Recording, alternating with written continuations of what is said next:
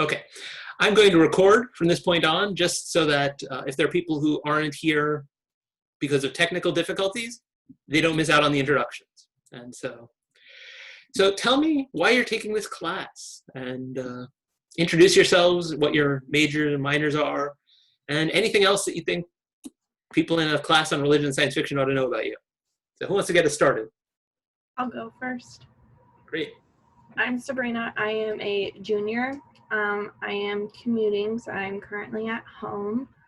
I am a biology and religion double major, so I took this course because it's pretty relevant to me, exactly what I like. I like plants, I have a fish, and I think that's it.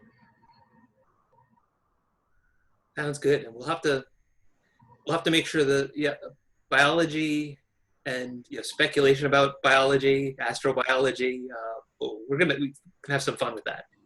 Look forward to drawing on your expertise from time to time as we.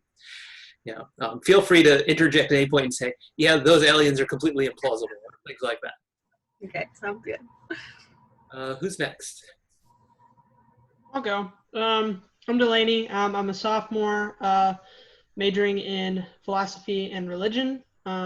I too am commuting, and I'm taking this class because it just sounded really cool. And it's like two things I'm very passionate about talking about, like science fiction and religion. So, yeah. That's great. That's rare in this class, apart from me. Very often it's one or the other. I have a lot of students who take it. It's like, I love sci-fi. What on earth does it have to do with religion? Or I'm interested in religion. What on earth does it have to do with sci-fi? Somebody who is interested in both is great. Whether you're interested in what the two connect or whether there are two interests that are separate, we'll have a chance to explore some of that. Who wants to go next with the introductions? I'll go next. I'm Theodore. You can call me Ted. I'm a senior. I'm currently in my senior house. I was planning to go to class today, but I'm an arts administration major. I currently work actually for Congressman Gus Bilirakis.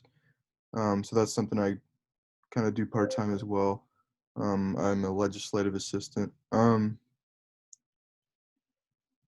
took this course because I like I'm a huge science fiction nerd, to be honest. I also am religion is very just interesting to me. Not only it's just a religious kind of entity, but also as like kind of a historic one. I really like how religion and history kind of intertwine. So yeah, that's why. Great. Thanks, Ted.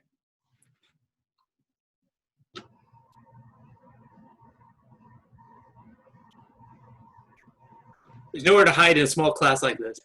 Well, hello. My name's Tori. I'm a senior. I'm a biology, religion double major. And not the biggest sci-fi fan. I do love Star Wars, though. Huge Star Wars nerd. And then, I think I want to go into some sort of botany after school. Well, we have people who share interest in religion, science fiction, and plants, and so we'll have to make sure that there's some way to work that in some significant way. I actually have a short story that I added to the syllabus. It's called Dendrotheology. I think you may enjoy it more than the average reader. We'll see. Let me know. Let's see, John, you unmuted about the same time, so why don't I say you go ahead and go next, and then Abby, I guess that means you're going to be last, unless somebody else comes in the meantime. Okay. I'm John. I'm a senior accounting major. I took this class. It was recommended by my girlfriend, Jessica Stein. You might know her. Okay, yeah. So she said that I would have a good time in the class, and that's about it. So. Yeah. So make sure you tell her how disappointed you are when it proves not to be true. So. I don't think that'll be possible. I'm sure she comes with high praise. So.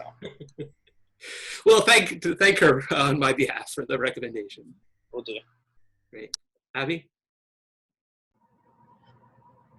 Okay. Hi, I'm Abby. I'm a second year here, and I'm majoring in pharmacy and minoring in religion. I'm taking the class. Well, like I wouldn't say that I'm like extremely, passionate about religion. I'm actually minoring in it just because a professor like recommended that I do that last year because I was interested in religion. But I'm actually interested in both, so I'm excited to see how they intertwine. Great, thank you.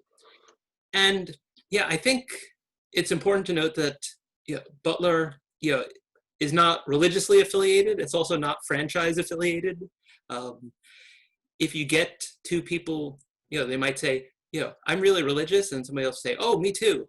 And then one is Methodist and one is Presbyterian, and they're like, oh no, right? Or worse still, it's like this kind of Baptist versus that kind of Baptist, or these kind of things. People will fight and have conflict over these things. But you can actually look into these things, and sometimes it's easier to study precisely those kinds of conflicts and tensions if you are not one or the other of those.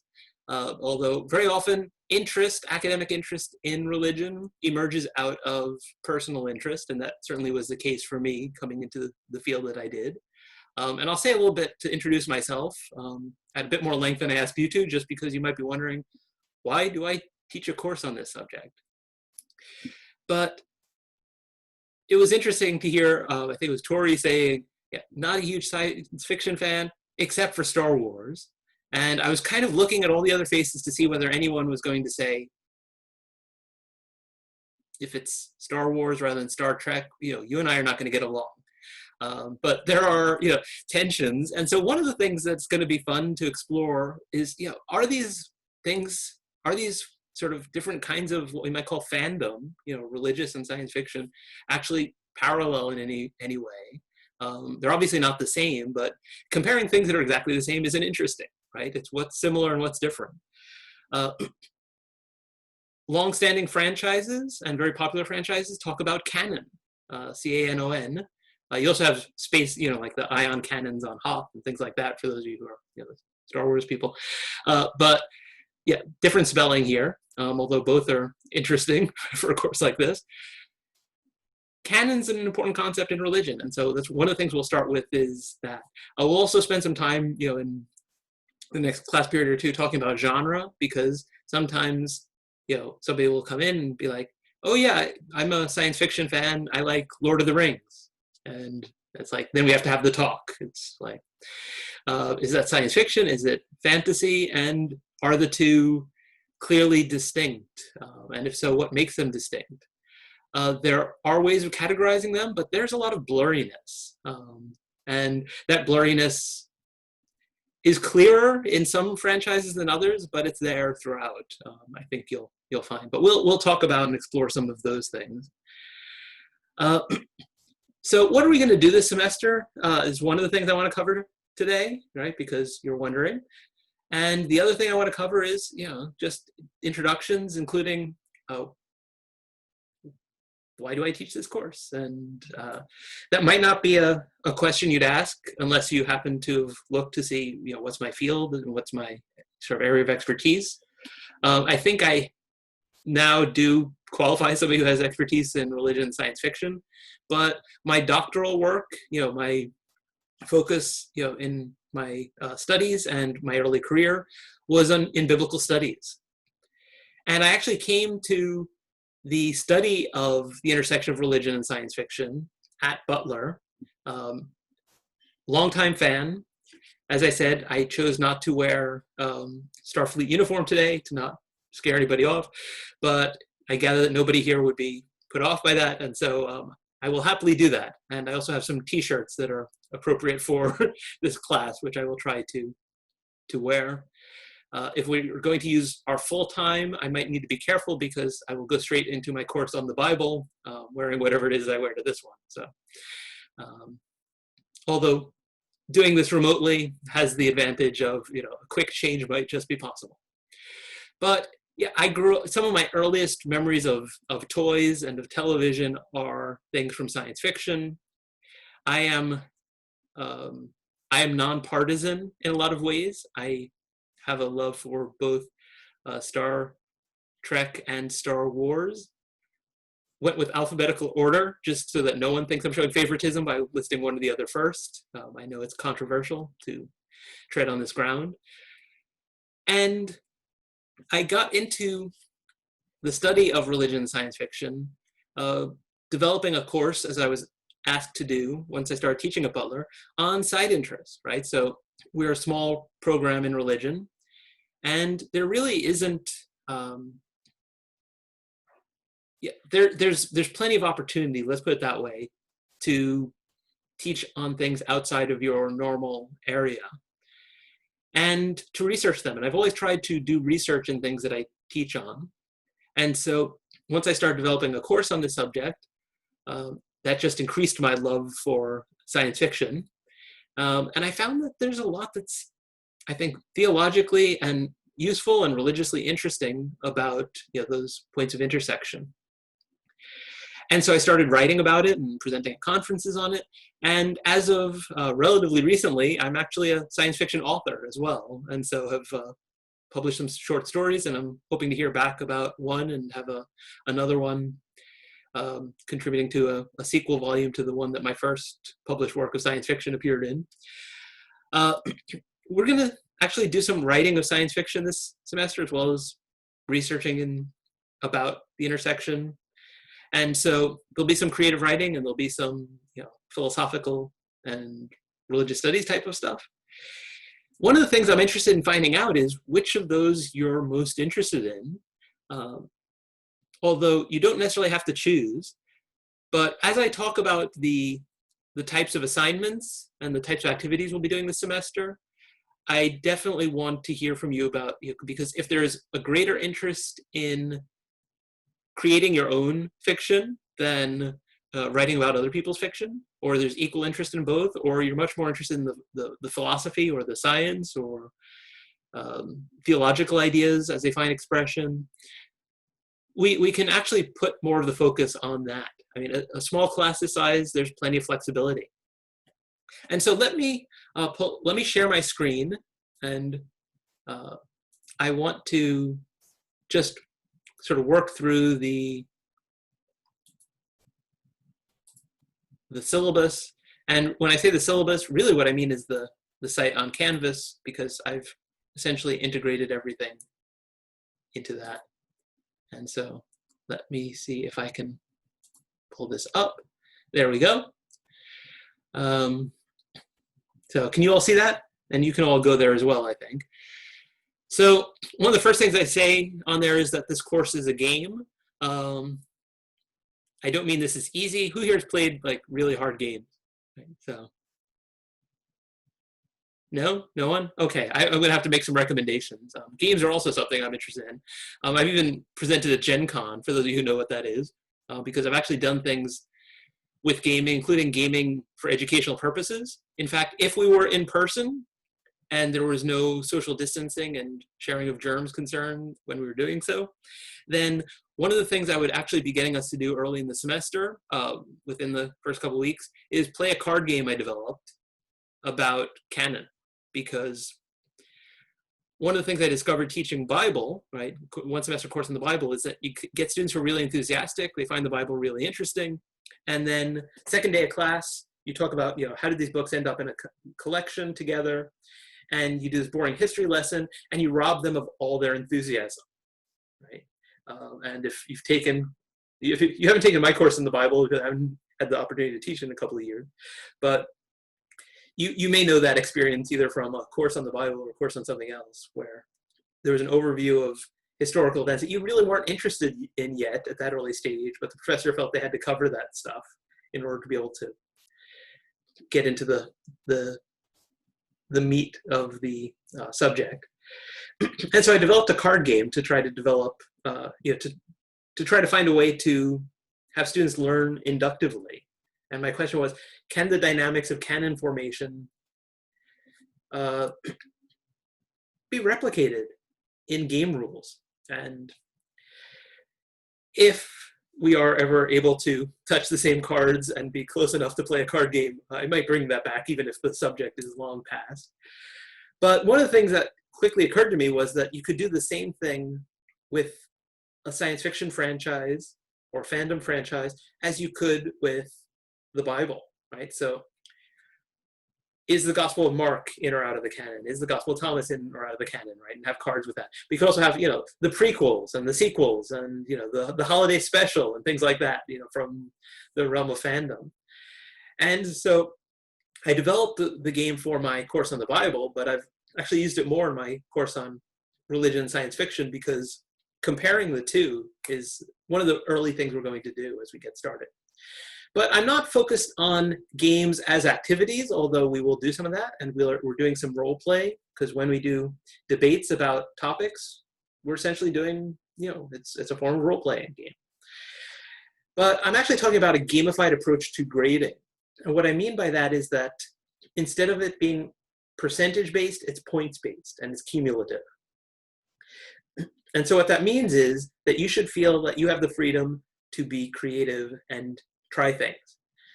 One of the things that's true about games, whether they're sci-fi themed games or any other games, is that maybe you have a save point, but even if you don't, the worst that's going to happen is you have to go back to the start of the level and try again, right?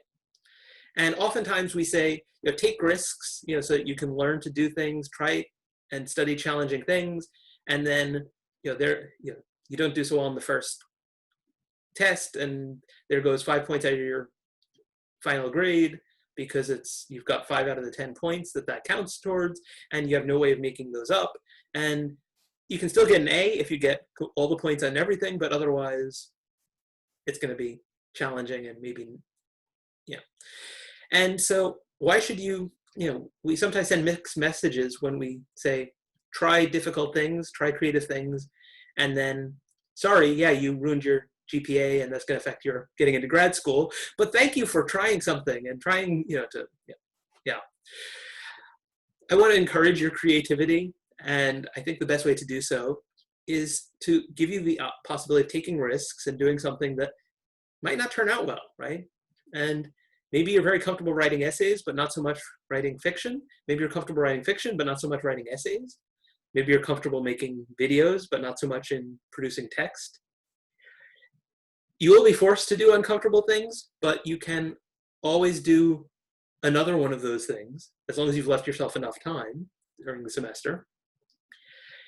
And the points add up, right? So if you get 5 out of 10 possible points on an assignment that you do, that doesn't mean you're now 5 points off your final grade. It means you have 5 points. And you do something else that's worth 5 points, and there's another 5 points, and it keeps adding up, right? If it will encourage you, I will happily give, maybe a copy of my book, Theology and Science Fiction, or I'll buy you an action figure if that's what you prefer, or whatever would work as an appropriate prize. But I'm happy to make a leaderboard if it will motivate you to excel and to try your hardest and to not just aim for the A, but even say, I'm going to aim for even more than 100%. I want to have the high score in this course. I will happily have a prize for the high score, whatever, and we can work out what it is. Something appropriate to the course, obviously, but you can figure it out.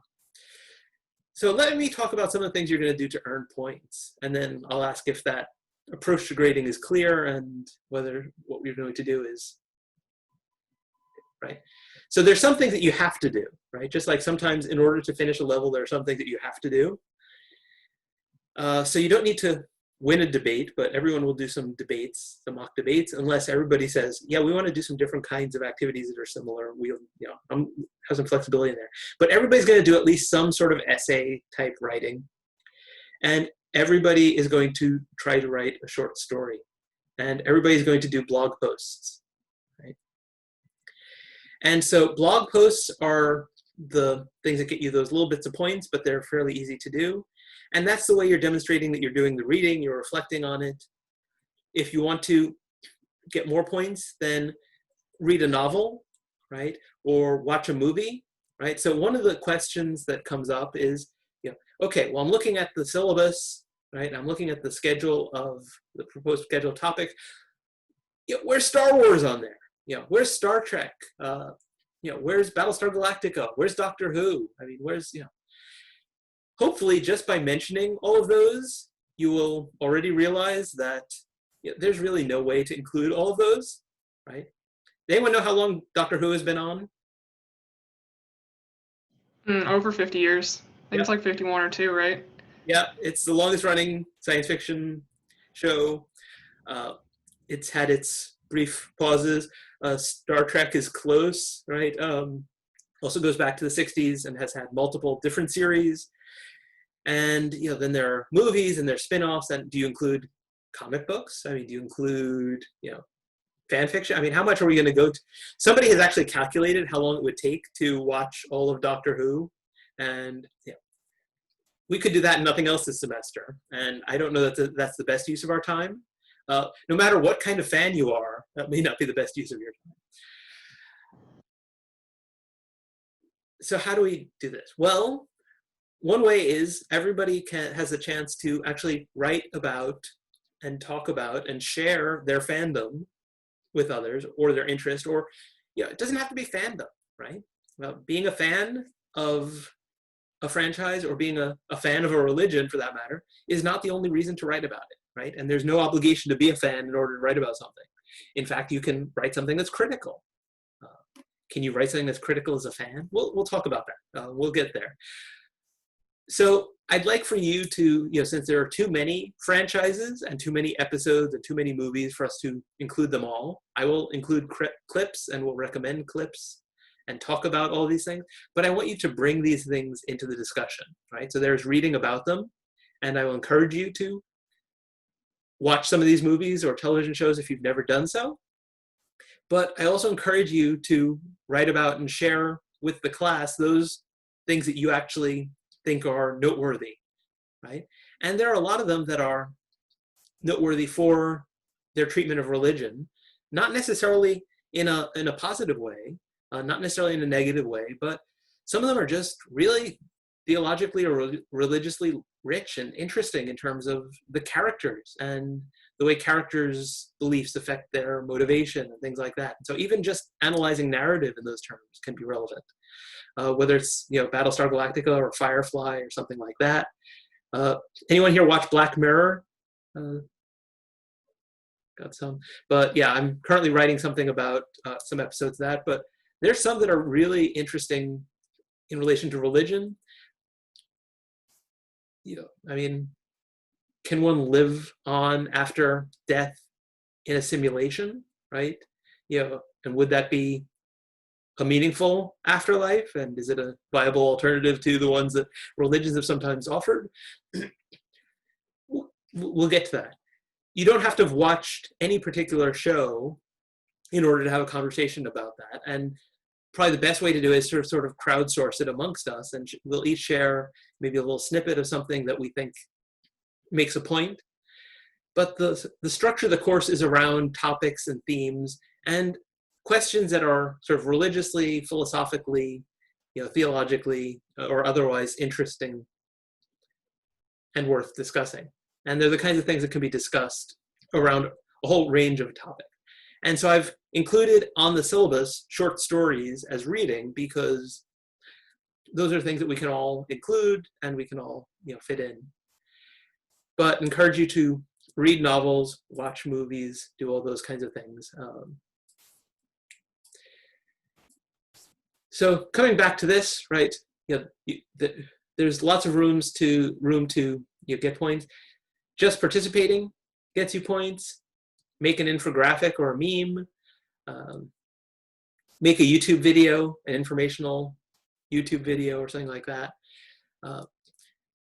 Turn your short story into a movie, right? If you wanted to do that. One of the great things about that sort of activity is that being able to make videos is not just something that's worth doing if you are thinking of becoming a filmmaker, right? Making video content for websites, for whoever your employer is, or for your own company, if that's what you have or want to have, is something that's pretty crucial. I've learned some useful skills in Adobe Premiere Pro just recently, as I've been trying to make some sort of opening credit sequences to go along with the course. So I shared a Star Wars one that I made. there are actually websites where you can plug in text and you can see the results almost immediately. And so I've included one of those in something that I've already posted on Canvas related to Canon, which is going to be one of our upcoming themes. And you'll see how you could make one of those and turn it into a video if you're so inclined. So there are useful skills that you're going to get out of this, in addition to being able to have fun around some things that are, I think, really interesting. And some of these are really, may not seem like it, right? Sometimes science fiction is thought of as fairly speculative. And sorry that when I move the video out of the way so I can see the Canvas site and talk about it, I'm sort of looking up. I have a big screen there. So in case you're wondering, what's he doing? Where's he? But questions of, who is a person? Who or what deserves rights? These are important questions that can relate to the future of alien contact or developing artificial intelligence, but there's a long history of dehumanization in the realm of the human, and oftentimes science fiction actually gives us really interesting ways of exploring some of those things, right? And science fiction has done a lot around racism, gender discrimination, sexuality, and things like that. And so there are contemporary issues that science fiction allows you to get at in interesting ways, precisely because it provides a way of doing thought experiments. And one of the early readings, right, so that's on the syllabus for next time, is by Daniel Dennett. Has anyone here heard of Daniel Dennett? Out of curiosity, right? So he's sort of a philosopher of science, does things related to cognitive science, and this is really a sort of a short philosophical thought experiment. But in order to get at the question of, where is a person located, how does mind relate to body, things like that that are important to philosophers, he wrote a science fiction short story, right? And so we're going to read that just to see what's one of the useful things that science fiction can do, because there are lots of science fiction episodes that are really interesting because they are philosophical thought experiments, right? I mean, what makes a person? What do we mean by a soul, right? Can an android have one? And if an android can't have one, then what makes you think you can have one? And all those, we'll have some fun with some of those kinds of topics. So any questions about what we're doing in that sort of general practical sense?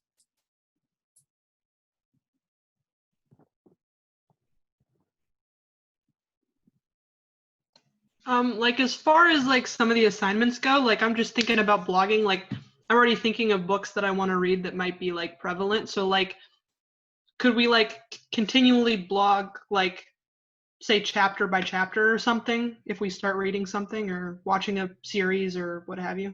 Yeah, absolutely. So you can go in depth episode by episode and something, or you can,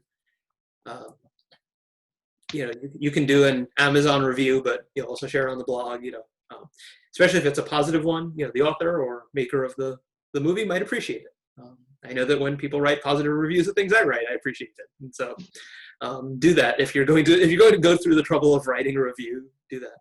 But you'll have seen, it's possible to write, a short, an article about Star Wars, religion and Star Wars, and I have done that sort of thing, or a book chapter on that. It is possible to go, sort of chapter by chapter, have a whole book that is going episode, movie by movie, right, or episode by episode in a television series. And so you can do a short blog post that covers a whole bunch of stuff, or you can go chapter by chapter through a novel, chapter by chapter through a book about astrotheology and astrobiology and things that relate to the future of science, but really are getting into that realm of science fiction or speculative science, or however one wants to put it, right? And we're going to talk more about that question of genre, because one major author that's an important one is Margaret Atwood, and she's one who doesn't really like her things being called science fiction.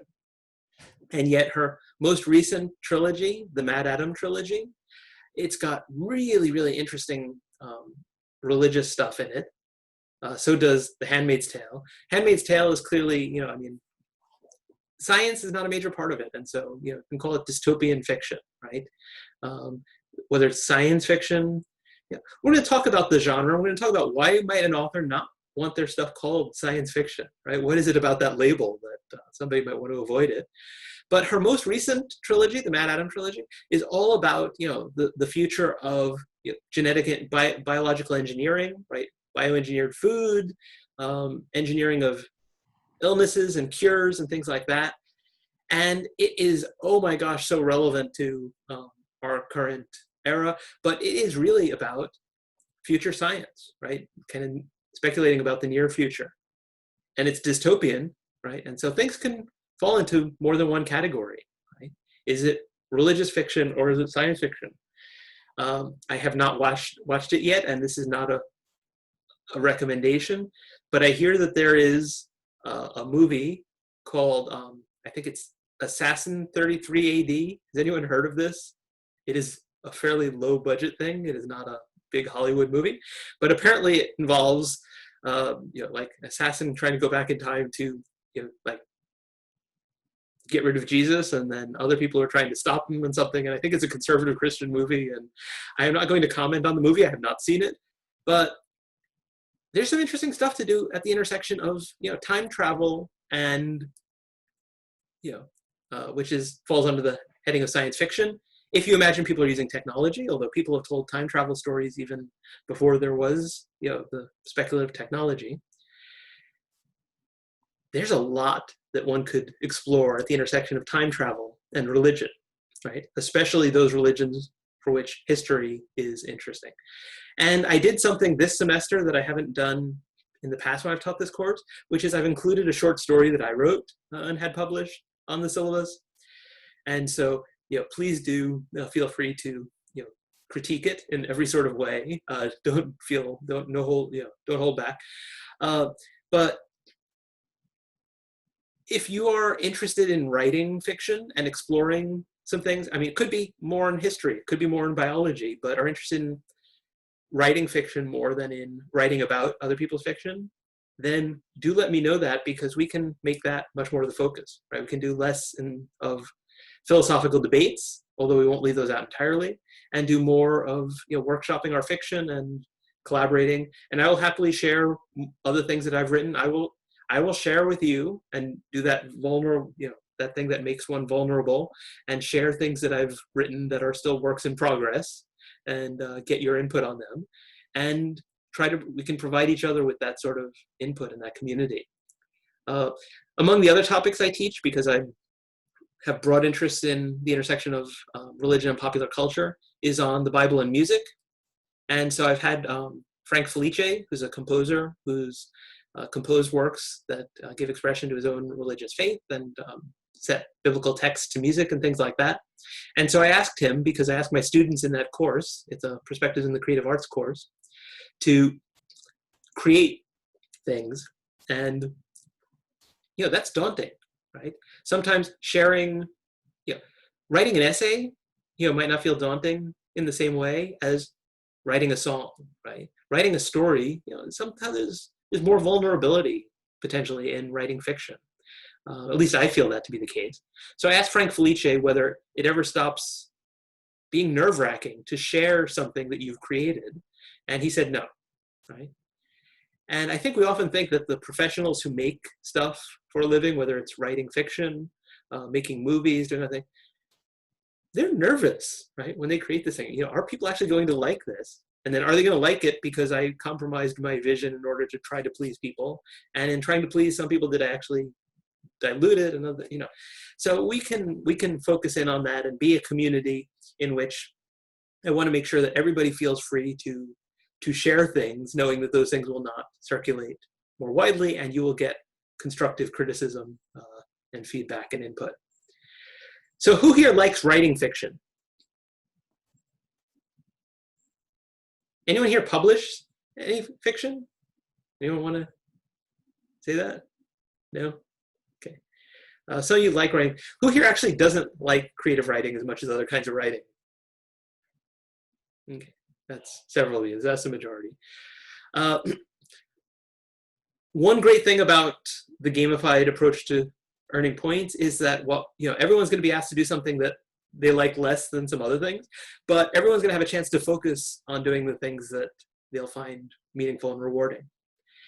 And especially given the pandemic, with the efforts towards social distancing and other things, we can have meetings where not everybody feels they need to attend, right? Everyone will be welcome anytime we're gathering, but I've listed some possible debate topics and discussion topics. We might want to workshop some fiction. We'll do some other things. We'll just have conversations about things we've been reading and philosophical topics. And it's not necessary to be there for all of them, right? So you can earn points in other ways, just like you can earn points by writing a blog post or contributing to a discussion forum on Canvas rather than speaking on Zoom, right? Whether it's because you are an introvert like me, or whether it's because you are having microphone difficulties and so you cannot actually make yourself heard, there are alternatives to how to participate. Okay, so other questions about the content, the focus, and the assignments and grades and those kinds of things. Yeah, I have a question. For the assignments that you can do, like it says that you can do them like one per week. Where do you turn those in whenever you have completed them? So if you're writing an essay, I mean, feel free to post it on the blog, and I promise I will give you blog post points as well. But if it's an essay, you're welcome to email that to me if you've got a draft of a story. And I'm actually okay with seeing drafts more than once, and having a draft of something and then a finished product. So email is the natural way of doing things for those kinds of things that you might send as like a Word document. For blog posts, those will go on the course blog. Did everyone receive an invitation to contribute to the blog? Okay. If not, send me an email and I will make sure that you get that. But just accept that and try it out. Okay? So again, being able to say, you maintained a blog, actually does work on the resume, right? Maintaining social media presence, creating a website, right? And so there are lots of different kinds of sort of projects and things that one could do in this course. And I'm open to suggestions. And so if there's something that I haven't put up there but would be a natural way of exploring the intersection of religion and science fiction, then propose it. I'm happy to consider it. Don't just do it and then turn it in expecting points without running it by me if it's not on the list, but run it by me. I am absolutely open to people proposing new things and doing creative things. If you want to hear more about any of the books that I recommended as possible ones to read and review, novels and things like that, I will happily tell you more about them. In several of the cases I've blogged about them. So I actually have a blog of my own, which is called Religion Prof. And among the things that I do there is I am very close to finishing up blogging through every single episode of Doctor Who, focusing on its religious themes. So there you go. Could that become a book? Yeah, maybe. Does it need to? Maybe, maybe not. I don't know. We'll see. But you may actually find some reviews of some of these things. But the other thing I will say is that there are other novels out there that have religious themes that I may not know about, right? One of the things you'll find is that if you find that somebody else is a science fiction fan, you might say, oh, wow, have you read this? And they're like, oh, no, yeah, it's on my reading pile. Somebody recommended that to me. I haven't got to it yet. Have you read this? No, it's, there's more here than we could get to in a semester. And there's more here than any one of us will ever manage to read or watch. And so get recommendations from friends and make recommendations to each other. The important thing is that we have some things that we read in common. And if you know of things like short stories or essays that you think are actually really, really good, tell me, and I might include them. I might even swap them in for something else. So I've tried to include a range of different types of authors and types of writing and things like that, as well as a number of different themes. But yeah, so email me things, blog things. And I think for the debates, we'll either do them in textual form on Canvas, or we will do them via Zoom on most occasions, just because there are students who are taking the course fully remotely. And so even if we are able to gather together, we'll probably use those sessions where we can gather together for other things. Having a conversation on Zoom in a group this size actually works pretty well. And so doing a debate, would work fine. Yeah, if you can think of a science fiction short story where it actually could be turned into a movie where it involves Zoom, so that you could actually get everybody else can be acting in it. That will earn you a lot of points, because everyone will get points for that, for participating and helping you make your movie. And it would probably be hilarious if you do it right, and people would appreciate it. Who's ready for somebody to do something really silly, poking fun at Zoom? Just about, yeah. So sci-fi is a good genre for that. As I shared, if you saw that announcement, did you all see that announcement, which I included that meme that's going around with the Jetsons? The Jetsons was science fiction. It's like, yeah, it's really dated. Who here had never heard of the Jetsons before? Or did that make it to reruns? And so you'd at least heard of that. Yeah, okay. But yeah, a lot of stuff we're doing even right now was science fiction at one point. And so another thing we're going to be talking about is, is science fiction about prediction? And we may spend some time on that today, since we still have enough time, but it's something that's going to come up as well throughout the semester as we think about genre.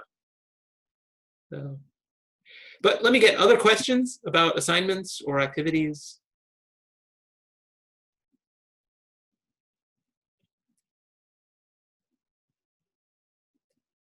Okay, well, I think some of the things that I want you to think about, and maybe what I'll just do is, we'll chat just a little bit more at the end.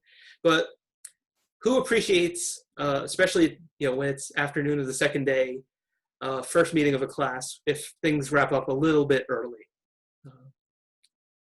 Yeah, same here. And I have a class right after this, and so you may too, and you may need to get some things in order or get yourself some more caffeine or whatever else.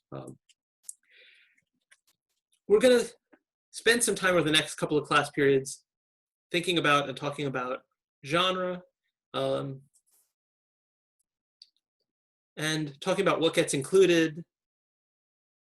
And one of the questions that you might ask is science fiction about prediction, right? What makes something science fiction, right, as opposed to fantasy? What makes, when does technology become something that's just so fantastic and implausible that it's basically magic, right? And so we'll spend some time in the next class period or two talking about that. Is that true of Star Wars with the Force? Most would say, yeah, it's kind of got a fantasy element there. Doctor Who, very much so. What about Star Trek, right? And there's sometimes talk about something that's called hard science fiction, right, where it's trying to be scientifically plausible. But which ones are, which ones aren't, and how consistent are they in that? So we'll talk about some of those things. Is science fiction about predicting the future? Who here's ever watched or read some really, really old science fiction? Some of you, right? Yeah. And there's some that's actually religiously interesting, which there's a reason why I don't include it on the syllabus. One is that it's novel length, and so it doesn't work so well. But who here's heard of C.S. Lewis? Right? Wrote the Chronicles of Narnia, right? Lion, the Witch, and the Wardrobe, and those books that you might have at least heard of. So he's well known for having written some fantasy that is also, relates to religion in interesting ways. But he's also written science fiction that's less well known now. But if you read science fiction from 1950s set on Mars, Mars may be assumed to have a breathable atmosphere and things like that. Science fiction can get dated very, very quickly. And you know what? Prophecy can get dated very, very quickly too. And so we're going to talk about, whether, is prediction the point in either of those genres? and what's the relationship between them? And so I will get some video clips ready for next time, so we can do some comparison of fantasy and science fiction and think about that. So we can think about the predictive element and whether that's actually crucial to it or not. I mean, when Octavia Butler writes 2 novels, both of which have titles that connect with religion, Parable of the Sower and the Parable of the Talents, and in the second one, it features a politician whose platform slogan is "Make America Great Again." Does that count as prophecy? Why or why not, right? What's the relationship between prophecy? And of course, a lot of dystopian fiction is sort of predicting the future, but not in a hopeful way, not saying, let's make this happen, right? This is not a recommendation for society. It is warning about where we might go. Is that what prophecy is as well, right? When you get prophecy within the realm of religion.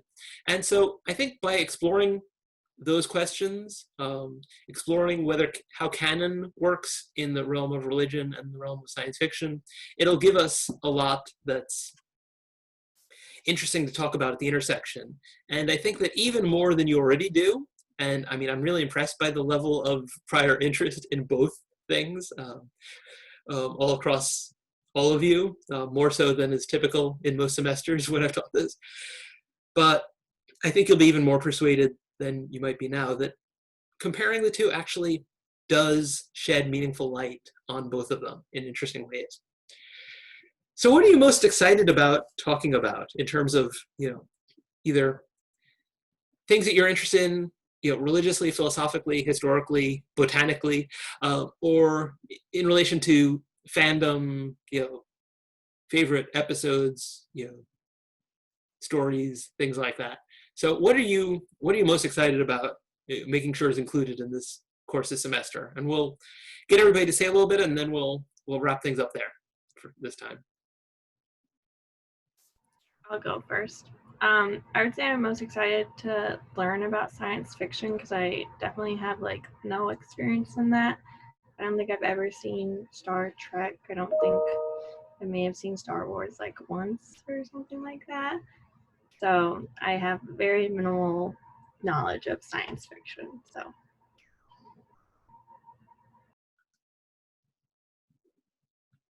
yeah. So the diehard fans should not overwhelm Sabrina with expressions of fandom. But I promise there will be some opportunities to geek out. I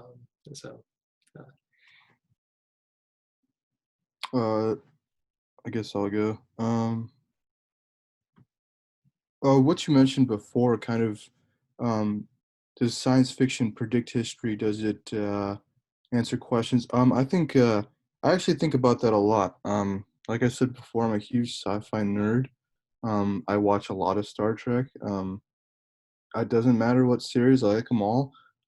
But they all make you ponder, is this accurate? And some of the older shows will predict things that are no longer correct, or they'll hit things right on the head. And that's to be said with any science fiction that attempts to do so. And I don't know, I'm just looking forward to kind of looking into stuff like that. I like historical perspectives, especially when they're presented in a creative way. So I think that's just what I'm looking forward to.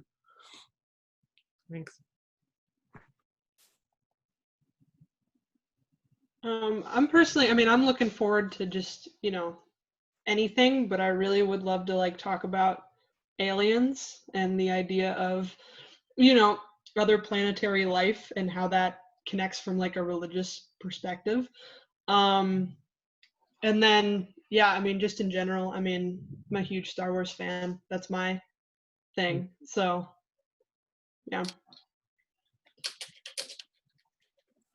Yeah. When you say aliens, do you mean the series of movies Aliens, or just aliens? No, I mean actual, just like First Contact or just other life elsewhere, not the series of films. Yeah, and we actually have a First Contact story. One that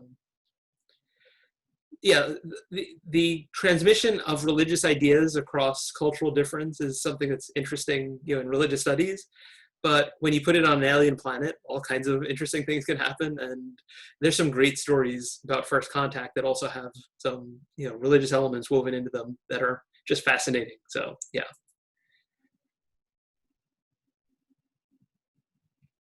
Sorry, I was geeking out there too. Who's next?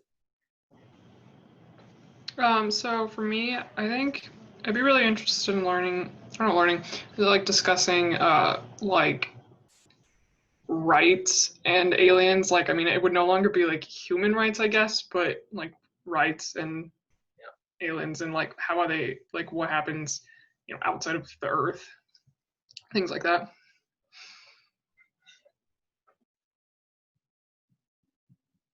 Yeah, I will mention just that, I've never been comfortable requiring something that I wrote as like a textbook or something like that. I included, an excerpt on Canvas from one section of my book, Theology and Science Fiction. But there is a section about aliens and looking at, so the Bible actually mentions aliens. And by that it means like strangers, like foreigners, things like that.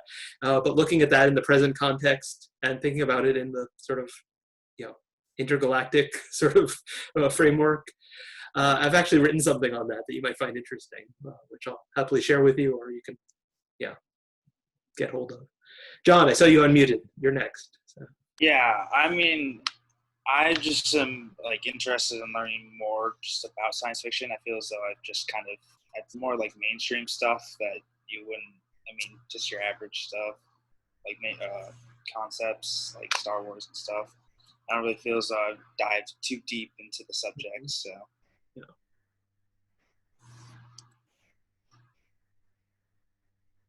Yeah. And science fiction certainly has a reputation for not always being very deep, right? Although some of it has a reputation for being like really abstract and philosophical. And so is it worth diving deeply into this, right? And there are other people who would say, is it worth diving deeply into and looking closely at religion, and so we're gonna do both simultaneously. I think it'll be interesting. And let's see, Abby is on the move. I think I was refilling a cup or something, but you're also the last to go, and so I might, Sorry, we're having a fire alarm. Oh no. Okay.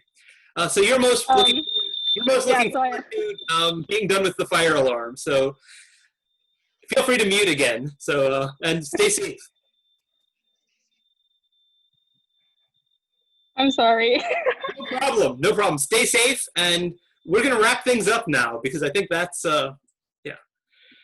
that's clearly a cue that it's time for us to wrap things up for today. So I will try and share. I may try and share some video or text content ahead of time. I've tried to include some reading on Canvas, right? So there's fiction to read, but there are also some other things that I'll make available to you. And so, yeah, I'm looking forward to this and looking forward to the semester. And yeah, it's going to be wonderful. And so, what do you say at the end except, may the force be with you, live long and prosper, and may the odds be ever in your favor. And any others that you think should be included, but that'll do for now.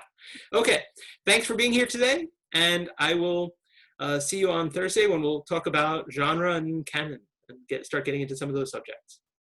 Okay, bye for now.